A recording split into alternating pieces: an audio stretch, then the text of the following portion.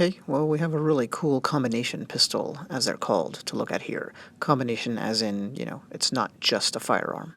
This particular type was patented in July of 1837 in the United States, and it's a uniquely American take on this kind of weapon. That's because this is an intentional melding of a Bowie knife, or Bowie knife, and a pistol.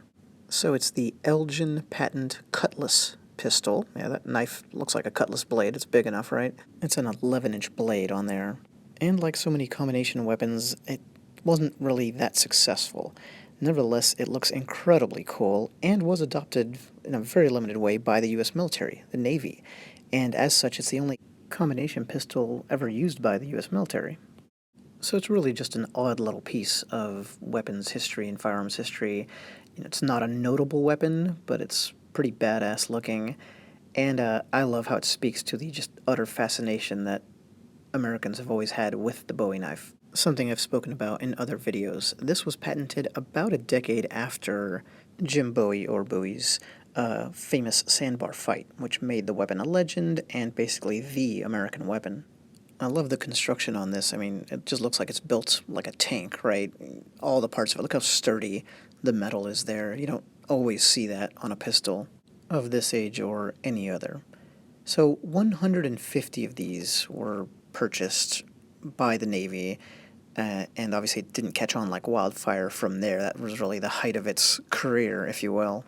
The other note along those lines, I saw this live on the placard that I saw with this, and you'll see it online when you read about these as well, is that it was taken on the Wilkes South Sea expedition, and I have no idea if it came in handy or not on said trip. One of the websites I was looking at and researching here said this actually has a cameo in Gangs of New York, that Leonardo DiCaprio pulls one out at one point.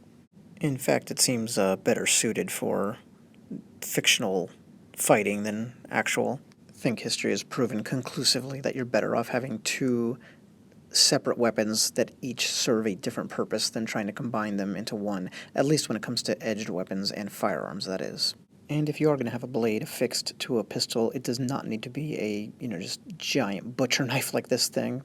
But then again, you might just scare somebody into dropping their weapon when you whip this thing out. I'd love to know how this feels in the hand, especially in terms of a, hand-to-hand combat perspective, but sadly I only got to look at this one. And that's that. Thanks for watching.